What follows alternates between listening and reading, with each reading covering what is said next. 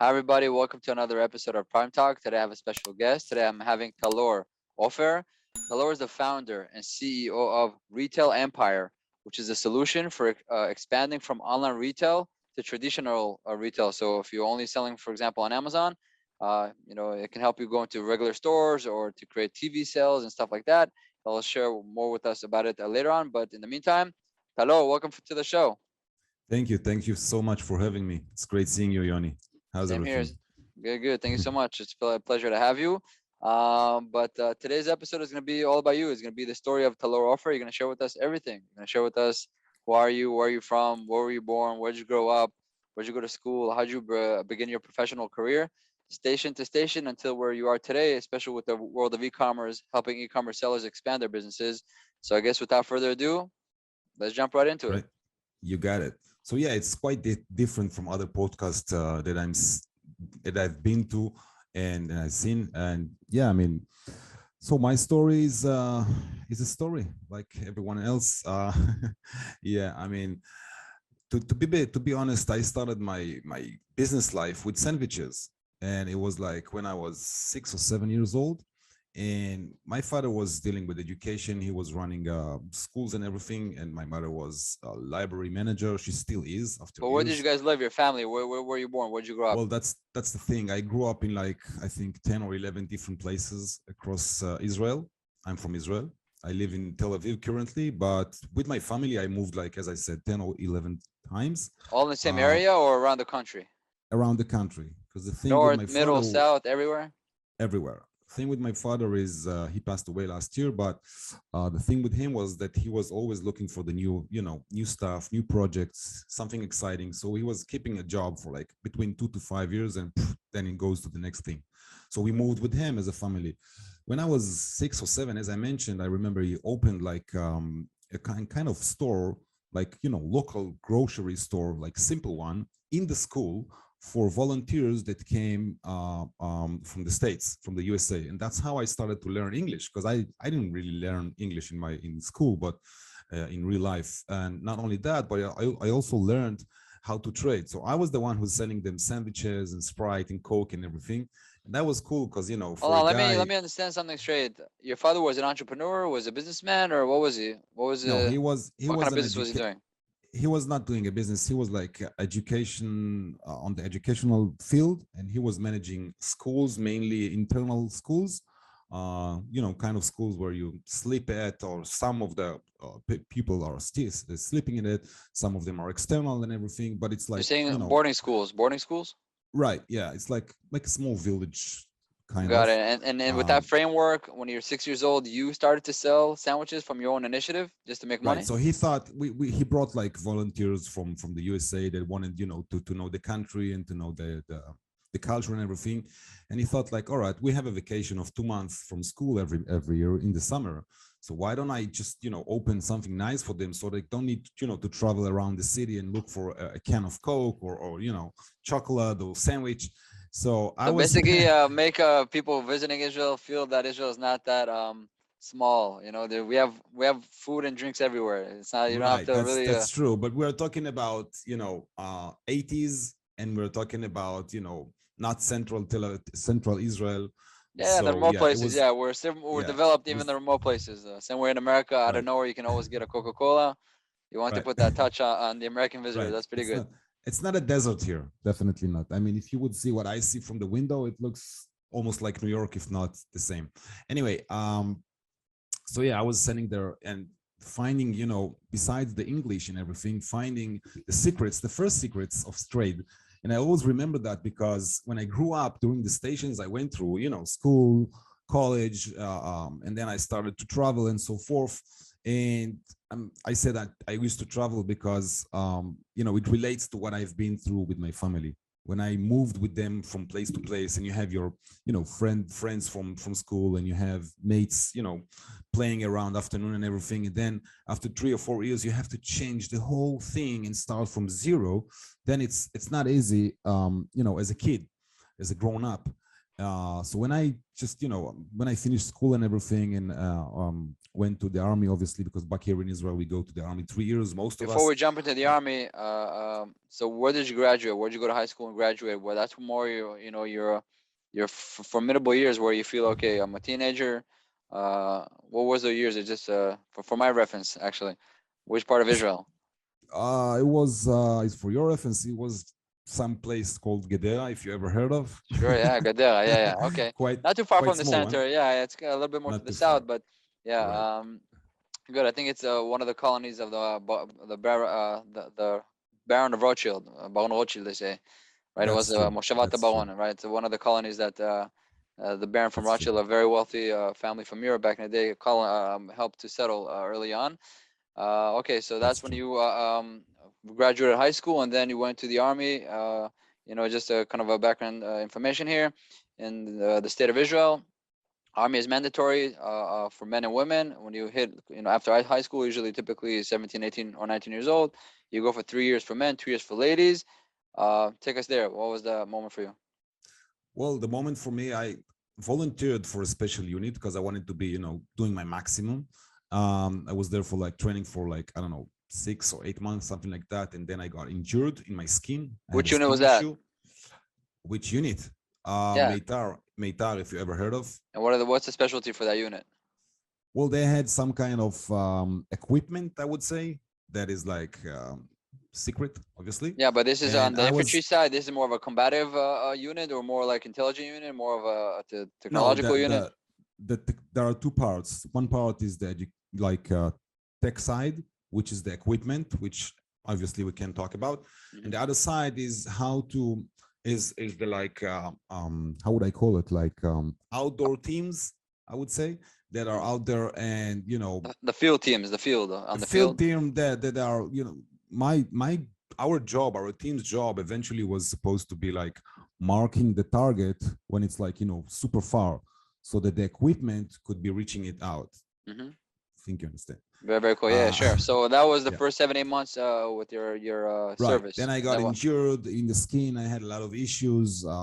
I was carrying those skin issues here and there sometimes for years later on, but thanks God it's gone. So anyways, I ended up being doing much low end service in the army, I would say. They literally wanted to dismiss me, but I didn't want to be dismissed, because I wanted to be like everyone else and Yeah, you finish want my to three contribute to years their more basic roles Exactly. within the framework. Got it. Exactly. And So my other roles were just so basic that nothing really there interesting. The only thing I could tell you about the rest of the 2 years, 2+ years, is that I kind of realized that my contribution is not that really serious and big. So I ended up like starting 3 different jobs during the army. So I was working at nights, at days, afternoons, whenever I could, just to make sure that I have enough money when I'm done with the army, so I can catch a flight and start my real life, which is what I was waiting for. okay, so let's touch the years right now. So which year did you get drafted, and which year did you finish your service? 95 to 98. Uh-huh. It's Okay. quite a piece of history. Yeah, it's actually a bit more on the peaceful side of things, right? There was kind of the peace era. Everybody wanted to have peace, and Right, 95 was a right. little rough. We had some rocky stars, but there was a little bit of euphoria, thinking it's gonna be a peace in the That's Middle correct. East. So relatively speaking, for the Middle East, it was a bit more on the quieter side, so that was okay. That's right. That's right. Okay, so 1998, you get released. You have some money in your pocket. What's the next station for you? So I went, I worked a little bit more in Israel, and then I thought, all right, I just want to travel first of all before I start, looking for my path. And I ended up traveling half year in India with a motorbike and friend, and we were literally I crossing the want to whole touch that. country. I don't think I ever touched this on the podcast yet. But what's the story with? I'm a part of the story, by the way. What's the story with these Israelis who finish their military service and they go out to travel the world? 6 months is kind of the sweet spot. What do you think that is between two Israelis? Nobody listening. Well, it's not only Israelis, but yeah, it's a major thing back in here. And I believe that this is something that is related to two issues. Number one is the army, because 3 years you're so-called property of someone else, and you don't really have your own life. I mean, you can't just grab a bag or whatever it is, suitcase, and fly to somewhere, or just travel outside or whatever. Your property, you're serving the military like almost 24/7, not including weekends, obviously. So 24/6. But anyway, that's the first thing that I see as a reason. And the second thing is that, at its nature, being surrounded with a little bit, not a little bit, but a few enemy Unfriendly, countries, unfriendly countries. We're not gonna say enemies. They're not unfriendly. unfriendly. It's so Yeah, saying our right. neighborhood You're is right. not so friendly to Right. on a It's a social rough, level, so you can go around and socialize with other cultures and this and that. So right. the combination of both makes us click the eject button, take us out for a few months, and then you're going back on track. Yeah. Exactly. So yeah, I mean, there's a lot of pressure in here. So yeah, that's like some kind of something that like a lot of people thinking, okay, I'm gonna done with the army before I'm going to college and starting my life, getting married, kids, and everything. I want to have some space for myself. It's something like a compensation for those 3 years and the general pressure that there is out here in Israel. So anyway, yeah, I mean, I traveled across the whole country in India. It was, I think, the best time of my life because you travel, you're not related to anything. It's just you're Yeah, like you live for your own pleasure. So my trip after my service, I went to South America. You went to India or Southeast India. I went to South America 6 months. Every day you wake up, what do I want to do? Which will give me tremendous pleasure. So it's a right, very, very sweet moment in exactly, life to have. I do encourage people. It doesn't have to be Israelis only. If you're listening to this, you have an opportunity in your life. You have a window of a few months, few weeks to go travel outside the world. Do it. Cherish those moments. Put it in your database because once you go back into the grind, you're gonna need it. It's always fun to remember what it used to be. So it true. fuels you with energy as you go along day to day as you continue in life. Go ahead. True. Anyway, I've been after 6 months. I flew to Thailand because I heard about working in Japan options and everything, and I ended up flying to Japan to work. While my mother was thinking that I'm gonna go back home, but I didn't. They were still waiting, and I went to Japan at 99, I think. Yeah, 90s, beginning of 99 somewhere.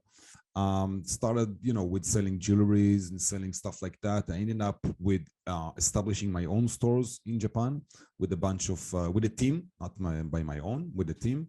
And that's where I learned a bit more about trade because we used to import accessories and pop products from Thailand and from Korea, Seoul. So that's where I started to learn how it works in terms of how to trade worldwide, like internationally, like how does it get on the plane, what do you pay, what does it cost, all the terms and everything. It was first steps, but it was good because we had like a bunch of quite a lot of stores, and we did Which very areas good of money. Japan, if I may ask? Fukuoka, which is the south, it's the main city in the south island, which is Kyushu. It's Japan is divided to five islands, so I was in the south one. The most Obviously I was southern one, traveling. you're saying the last one on the bottom?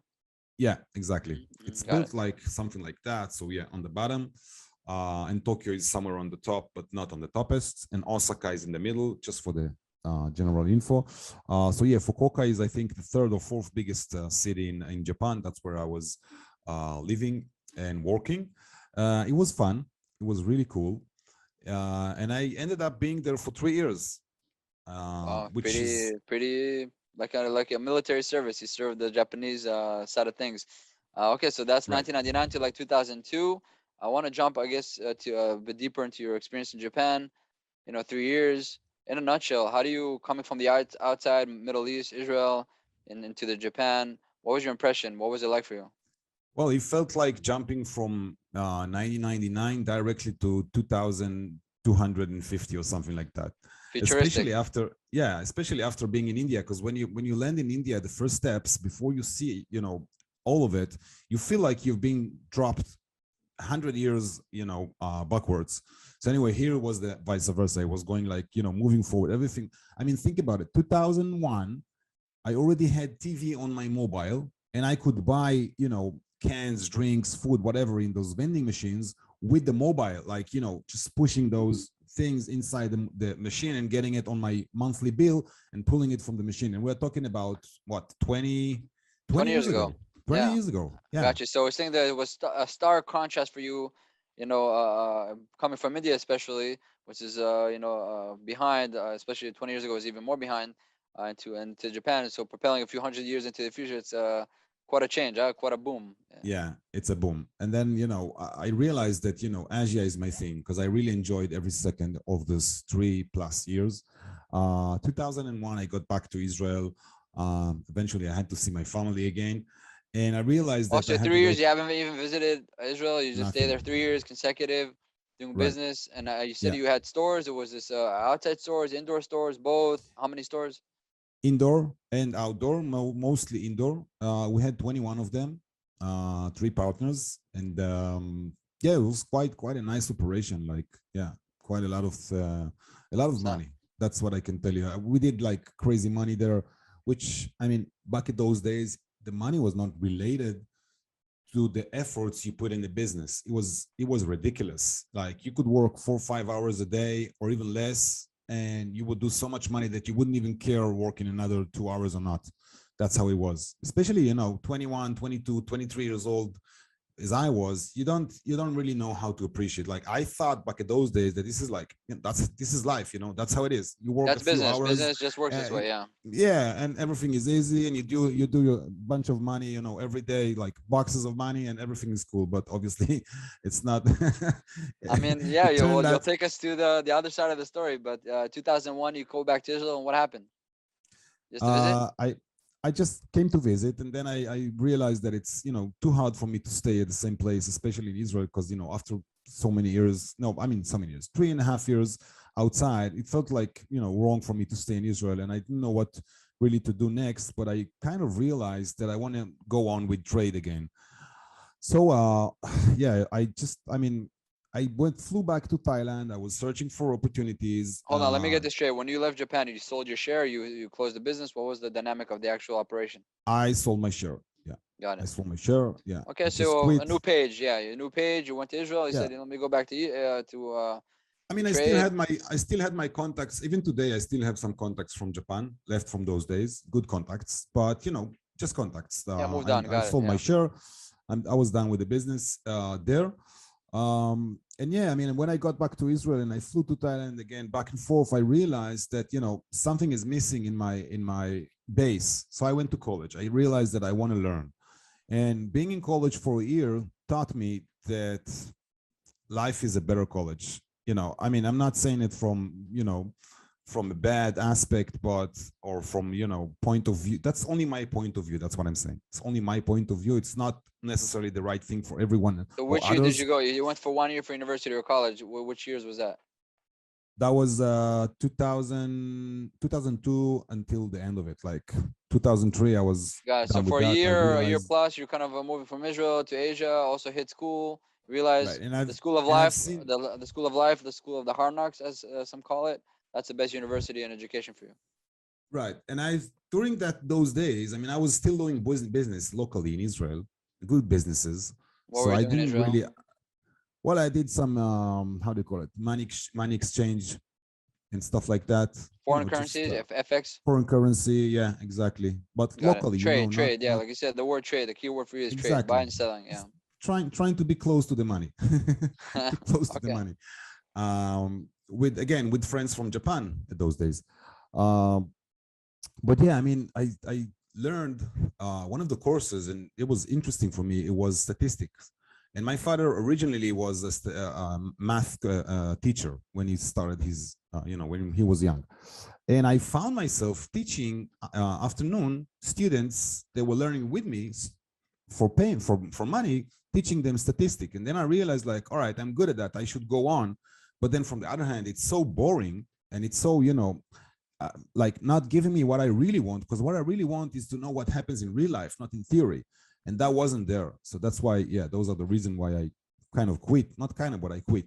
Later on, years afterwards, I started I went back to college. I'm still learning actually for my first degree. It's been like 20 years that I'm doing my first degree. Yeah, I'm taking it it's all easy. good. Yeah, It's for life is all fun. about I mean, learning. Yeah. exactly. It's for fun. It's for education. It's not, not for the career or something. Anyway, 2003, no, end of 2002, I flew to Spain for a couple of months because I realized that I'm able to do a good business there with, again, people that I knew from Japan. And I started selling, like in South Spain, I started selling, again, bags, wallets, accessories, stuff like that to local stores. And just to mention, going back to Japan, I learned the language from the street, and now I had to learn another language because, it's Spain. So I speak quite good Japanese. My Spanish is quite bad, especially not using it for so long. And, I mean, I've only been there for like, whatever, 7, 8 months, not more than that. So, Which but I parts had of Spain, by the way? Malaga, South Spain. It's, I was living in Benalmádena, a small city on the Is beach. that by the beach like, area, right? Yeah, it's just near the sea. I could see the sea from my window, which was terrific. But I was working on the Costa del Sol, which is like the whole, beach to beach south side of Spain, up till Gibraltar and everything.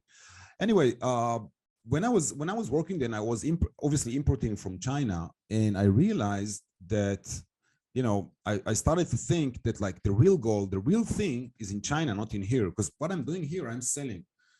But, and I have kind of a limit because I could sell to this amount of stores. I could possibly expand to north Spain, or to middle Spain, Barcelona, Madrid, whatever. But I realized that the real thing is happening in China because, so many factories and so many options and so many ways to change the products and everything. And if you're near that, it's different when it's like controlled like from overseas. Yeah, you touched it. You said you want to be close to the money. Well, the money usually lays at the source. So sourcing and manufacturing, that's where really the money starts. And you realize that where the source is, that's where you need to be, and that, I guess, drew you to your next station. Yeah. Right. So the next station, I mean, I flew to China just to make sure that I have the sources and everything, and I was planned for a month. I stayed there a bit more, 7 years, and and I fell And this, in what love year with was the that? That was idea. already 2003 or 4. This is 2003, and yeah, You I hit ended up China and boom, hit it for 7 years, all the way to 2010.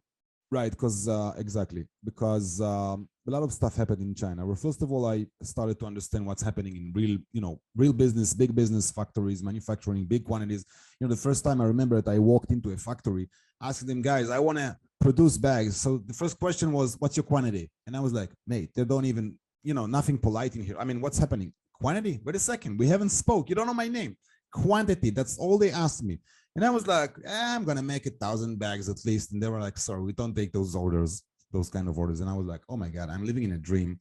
I'm not on this planet. It's like 1,000 bags is nothing for them. What's happening here? Right. Anyway, the source, baby, the source. Exactly. They work volume. Anyway, not that you can't order such quantity in China, but back in those days and the place that I specifically been to. Anyways, I met a guy, a very interesting guy. I'm still in touch with him, very close touch, very good relationship. And this guy was in the business for already, I don't know, 20, 30 years. And he identified my, whatever, strong sides, and I identified his. And anyway, we got connected, and he was selling to Walmart. So together with him, I started working and selling to Walmart, producing for them CMT. If people who listens to that know what is CMT, it's like cost making trimming. You get the fabric from them and everything, you just produce it in factory for them. We went also and produced for BCBG and Max Azaria, if people know that name. We also did 95% of the Darion James, which is what's her name, Beyonce's denim line.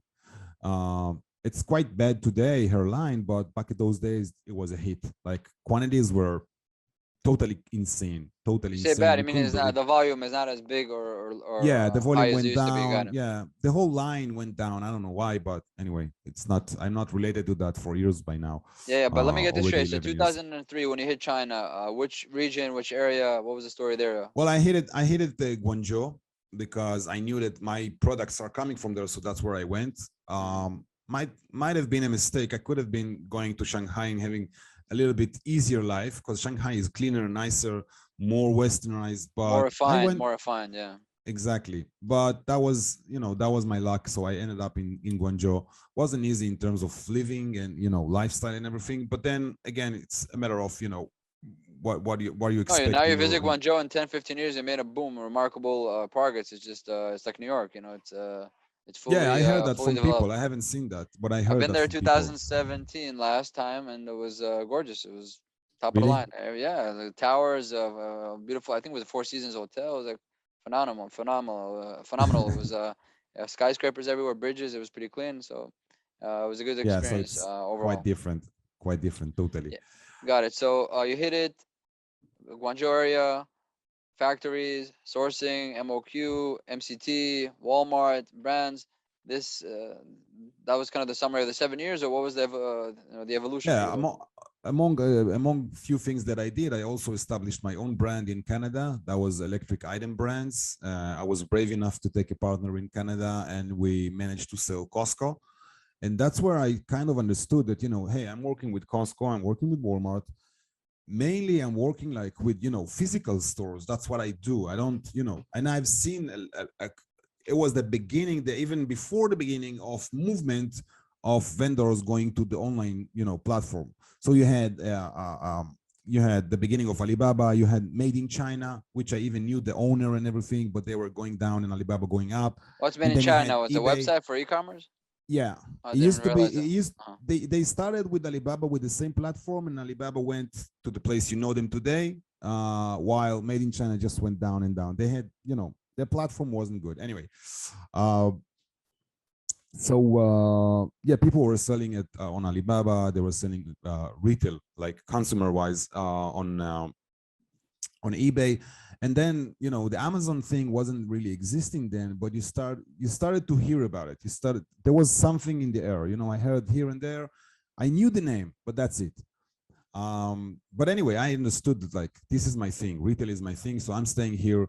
And there's a say in business and in life in general. If you do something, go on and do the same thing, make it deeper and deeper and deeper until you're expert at what you do, and that's what you do, rather than spreading all over the place and not gaining anything. So anyway, I went on with the physical stores and everything, and I started on 2010. Oh, by the way, small issue, small thing. 2007, I went into the shul Show in one of the meaning holy. Jewish synagogue, you mean?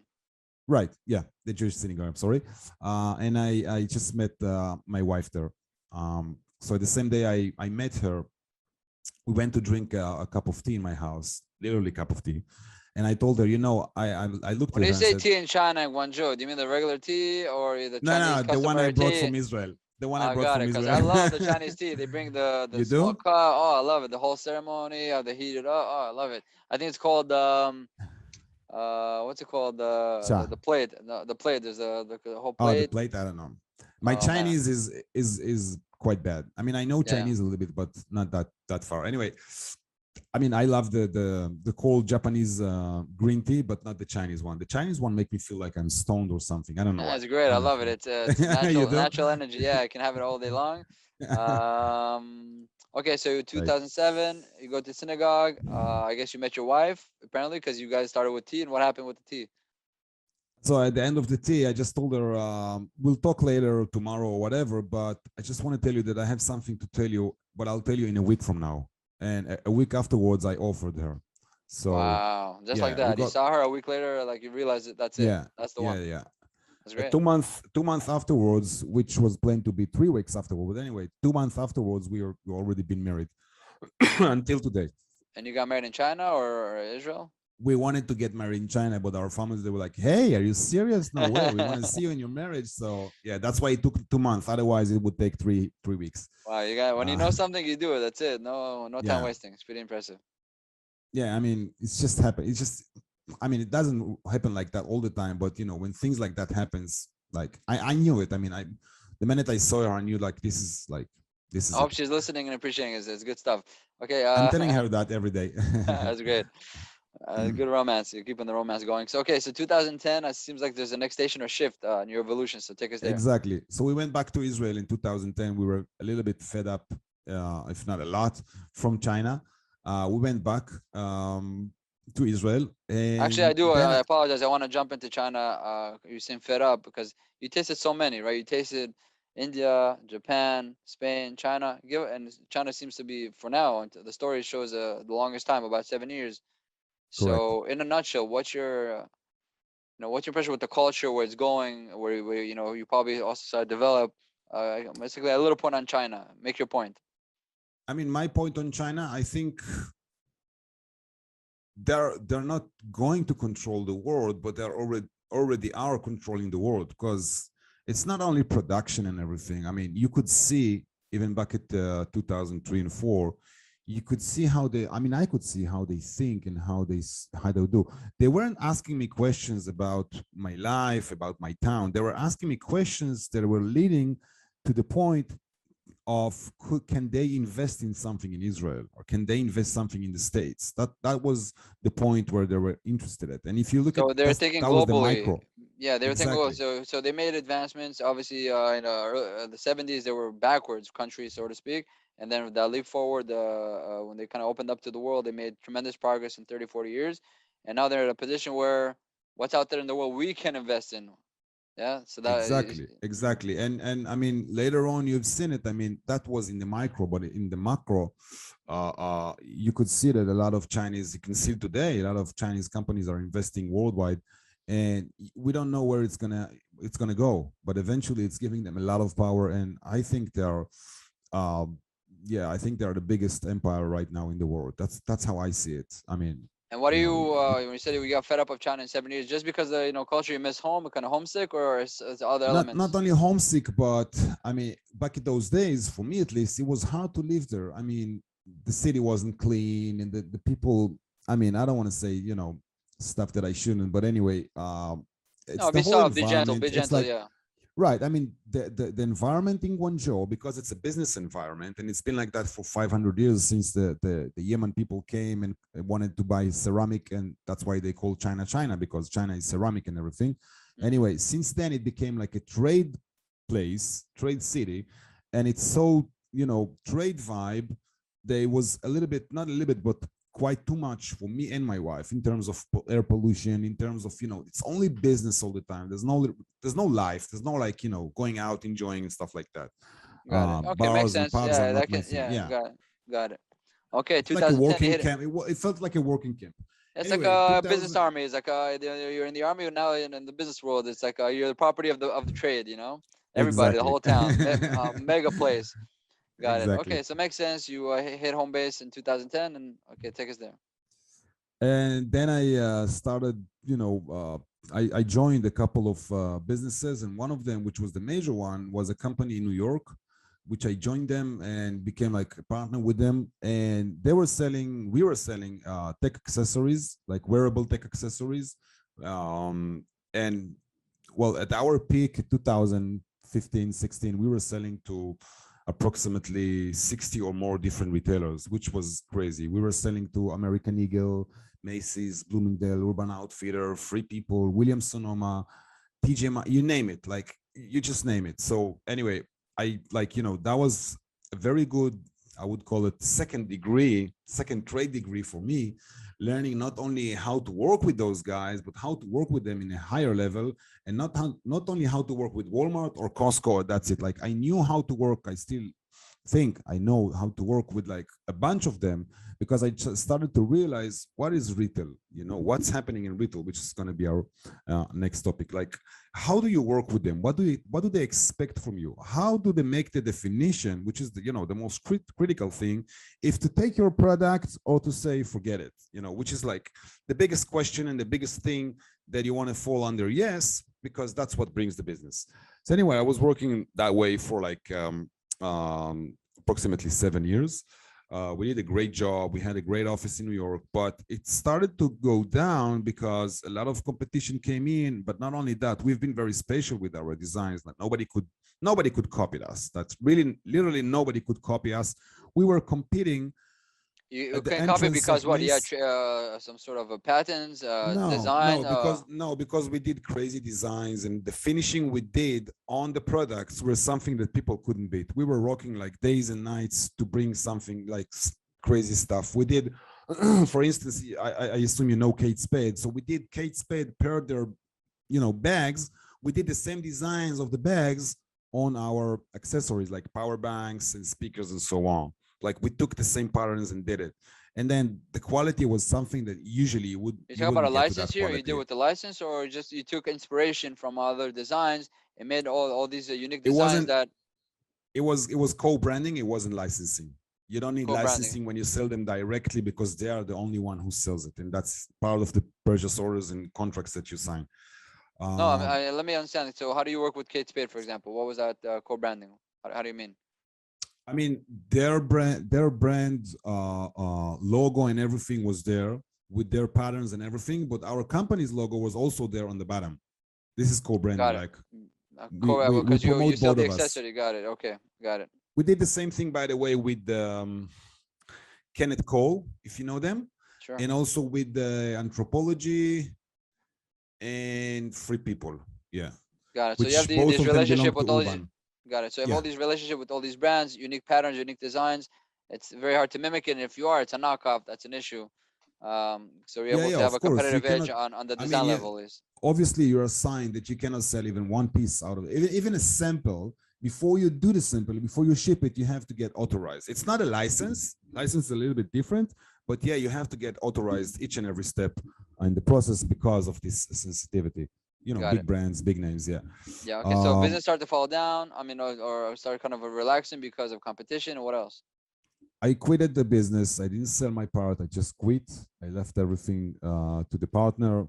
And I mean, I have been in touch But with let me ask you Amazon this: sellers. besides the fact that competition came in, was there another reason business started to decline, or that was the main Yeah, reason? because this particular line of products were not really so exciting anymore at 2017 because new stuff came in, new technologies, and in terms of technology, we knew that we don't have enough strength. We're both, me and the other guy partner, With the we're not wearable like accessories, you mean, right? Because that was kind of your right, specialty. right, Got it. right. Got it. Okay. So we understood that if people are producing rings on, like literally ring that are containing Bluetooth devices inside, then, we're going to be out of the game very soon. So we realized that. Anyway, Got it. I've been in touch with a couple of Amazon sellers back here in Israel. And when that happened, they approached saying, hey, Taylor, we know you understand what is retail and how to sell there. And we have, bunch of products. We have so-called sort of branding and everything. But we don't really know where to start, how to approach all these retailers. Because, if we sell online, we want to sell offline as well.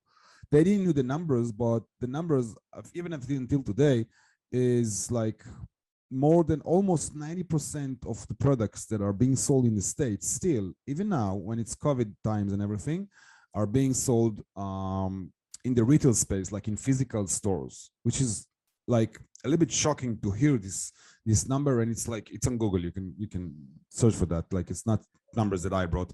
And I knew that number. And when I told them that number, they were like, what? Are we selling at 10%?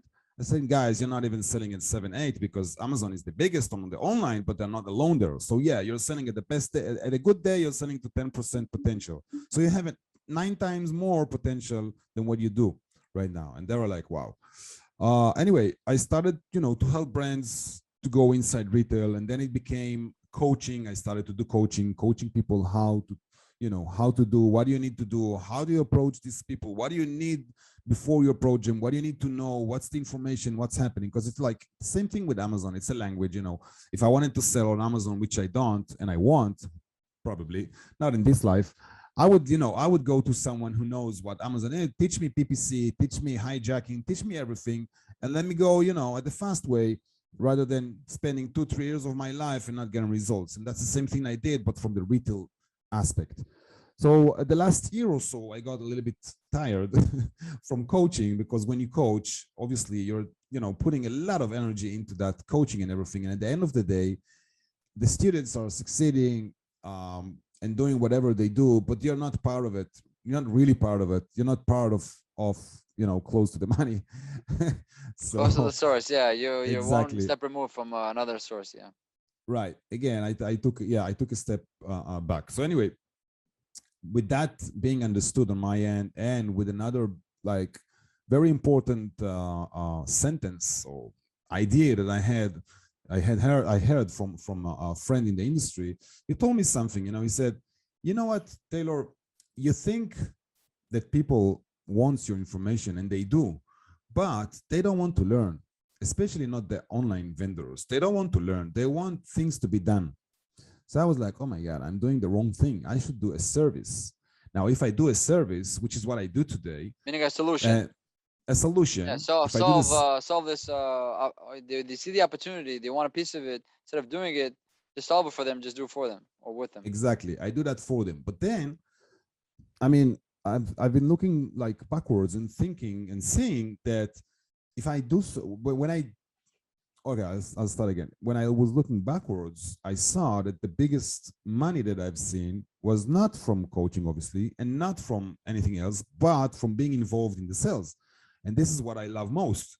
So I do like, I decided, and that's what I do today, that I'm going to do it as a service. I will offer it as a service, obviously for a certain amount. And then when the service is done, like when the brand, and the service is retail ready service, when the service is done, like when the brand is retail ready, and we'll talk about the 6 points of how to make retail ready, when it's done and ready, then I am offering myself as a sales agent.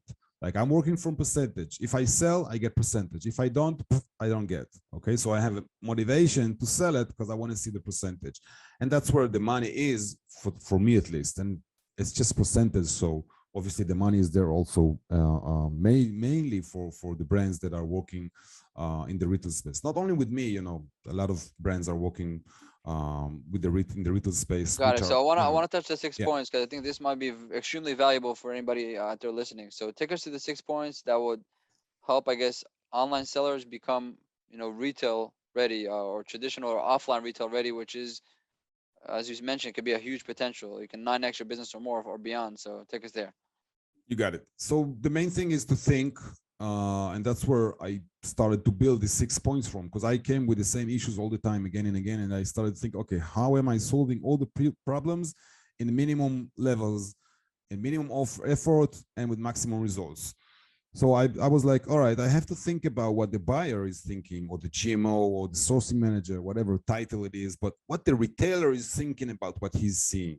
So the first thing I wanted to do is, that's the first point, not necessarily in that order, but is a market research. And when I'm saying market research, it's different from a market research that, online sellers are doing, because I'm not looking for a product here. I'm not looking to see what is selling or not. I know the product. The product is what I sell, right? What the seller that works with me sell. For instance, if a seller that works with me are selling whatever, earbuds, then I'm looking for earbuds. But then the market research has to be focusing not on what's happening at the online platforms, because this is not an indication. I have to know what's happening in the physical stores. Now, there's a lot of tricks and ways how to do so without moving your whatever a step, from the chair. You can do everything on your computer, and it's totally doable. It took some time for me to learn how to do it, but it is totally doable. You don't have to fly and whatever, go physically to stores or send someone for you. You can find out. You're saying there's dedicated databases where you can basically do data analytics on the situation of products and categories in brick and mortar stores and do the market research. That's the first point. What's the second? Second point is branding, and that the branding is divided to two inner points. So the first branding thing is the website. When a buyer looks at your website as a brand, and they identify if you're an online seller or Amazon seller, typically in seconds. Just think about those 5 stars, yellow stars from Amazon that people are putting on their website, or think about the feedbacks from Amazon that are putting on your website. Now, mate, the website is yours. This is not Amazon. This is your house. This is your room. This is your place. This is your business. You don't have to show it as if it was Amazon. Anyway, website. There's a lot of branding topics that go into the website. The second thing would be, which is the third actually, the catalog, which is also falling under branding section, because catalog, there's catalog, there's book look, there's teaser deck, there's different ways to present your line of products. But a good catalog, not Word, not Excel, not PPTX, preferably PDF, but anyway, a good catalog, making the other side looking at it as this, wow, I want to see more. Okay, in one sentence, if I open as a buyer a catalog, and the first 3 or 4 or even 8 pages are only telling about the company and what they did before and where are they coming from. And the brother was flying to New Zealand and he found those great amber stones and he thought, forget it. Nobody want to hear stories. They want right exactly to the point, and they want to see something that they haven't seen before, even if it's a common product. Just a matter of how you design it and how you present it. So that's the third thing. The fourth thing, which you have to refer to, and that's one of the biggest thing in retail, is the packaging. Think about it. The majority of the packaging that people use on Amazon or online channels is like poly bag or simple box, because nobody sees it, right? You sell it, you sell the picture, you sell the listing, you sell whatever images out there, and the product comes in the comes with the courier, and that's it. Nobody cares about the packaging, which is totally different in retail, because the packaging is what is selling. The packaging in retail, in one sentence, the packaging in the retail side is your Amazon front picture. So, but there's a lot of things involved, how to make it correct and so on, because it depends. It's going to be hanged, it's going to be on the floor, it's going to be on the shelf, it's going to be stacked, and so on, so on. Last thing, not last. Two more. Two more. So obviously another thing that you have to keep in mind is pricing, because when you approach, retailers, and your MSRP, your retail price, consumer price, you have to know what's going to be the wholesale price. Now, the wholesale price, if you sell to Bed Bath and Beyond, for instance, would be 50% of your MSRP, because that's how they work. Keystone, yeah. Yeah. But then if you look at Neiman Marcus, for instance, they work on a IMU of 60%. So that brings you to around 37 to 40% of your MSRP. What's IMU? What's the acronym mean? It's I forgot the I, but it's a markup. The markup, like from your price, inventory markup, or something like that. Inventory markup, yeah. So anyway, that's how they work. And if you look at TJ would buy half of your benchmark wholesale price, meaning if you sell $100 MSRP, they would expect to buy it for $25, TJ Maxx. But again, you have volume. So anyway, pricing is something that you have to prepare upfront, because you're not going to wait until someone tiered, different product lines for each kind of I guess retailer, and tier, and it's the tier differently, so it's already built, turnkey for them, so you speak the same language. Because you're saying pricing for different retailers, it's kind of different language in a way. Right. Even if you're not ready, but if they ask you for price and you're quoting the wrong price to one of the retailers, then you lose it. Yeah, exactly. You lost the whole arrangements. Okay, the last thing is brief. I call it brief. The thing with brief is like, how do I present myself in 5, 6, 7 sentences, email, LinkedIn, whatever it is. And obviously, if you have 7 lines to define yourself or 10 lines to define yourself in an email, you have to think about how not to make the people bored, and how to make it even shorter in LinkedIn. Because if you get those, huge messages on LinkedIn, you're like, oh man, I'm going to sleep. I'm going to go sleep. No, you want to send 2 sentences, and you want a GIF, small GIF, to be running on the message box and getting their attention. So these things are being implemented into the brief side, which is like differs from platform to platform, but it's something that you have to have on hand, and this is very crucial. Those are the 6 points in like very, very general idea. Yeah. Okay. So let's recap the 6 points. So number 1 is market research, pricing, website, catalog. You call it branding. Yeah. You call it pricing and branding. Right. Inside, and then you said packaging and pricing, brief. And the last thing was brief. Yeah. Got it. Yeah. Okay. Very, very cool. All right, so this is where you are today. This is your power. This is your energy. This is your focus. The transition from online to offline based on these 6 fundamentals. Exactly. And great. So I want to kind of thank you so much. It's been a crazy, wild, and an interesting ride for me to experience. So I want to package the story, see what we got so far. All right. So born and raised in Israel, you moved all around. Graduated in Gadera, your high school years, and then 1995 to 1998, you did your military service. You left, and around 1999, you went out for a trip. You started in Southeast Asia, and then you had an opportunity to be in Japan. You opened your businesses, 21 retail shops for about 3 years. Then 2002, you went back home a little bit to Asia again, and then a little bit to Spain again. Around 2003 to 2000, you already hit China, Guangzhou area. You stayed there for 7 years. You got an extensive experience with sourcing, manufacturing, and global trade. and then 2010 until 2017. Along the way, you got married around 2007, but 2010 you went back to Israel. From 2010 until 2017, you were involved in apparel, electronics apparel, wearable technology, I guess, and then mostly selling to 60 plus retailers here in the United States at a New York office. And then 2017, you transitioned to supporting sellers, online sellers into offline, mainly on the coaching side. And then 3 years after, around 2020, when the COVID hit, you basically kind of evolve into partnering with the sellers. Whoever's out there is interesting to put themselves offline. You take the 6 fundamentals, you set it all up, set it in motion. You basically become their agent and operator, and you're strictly motivated by sales. If no sales, you get 0. All the effort's on you. But if you do generate it, you always be focused on generating it, because you have an important stake in it. And that's kind of the dynamics that you find yourself today. After all these years. So this was a kind of a good summary on what happened.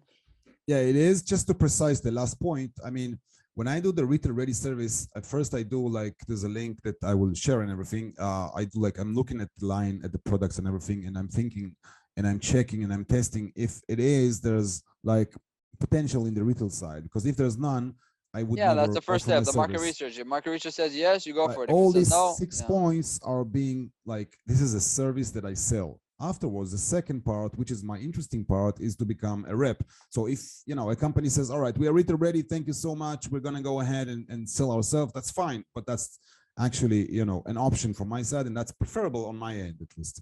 But yeah, just that makes sense. So if they after they graduate, they're free to fly on their own. But if they want to partner along the way, they can partner with you. I think it's a very, very good, useful combination where everybody's always comfortable with their decisions. I think that's very, very good and very fair. Not only that, but even if they don't proceed with me as a rep, I would always open like a couple of doors for them so they can get a kickstart of things getting moving with. And I'm talking about introducing stuff like Costco, TJ, the big guys. So it's valuable.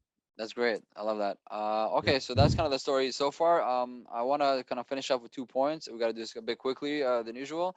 And the first point is if somebody wants to reach out and discover more and connect with you, where can they find you? And the last thing will be is what is your message of hope and inspiration for entrepreneurs listening out there?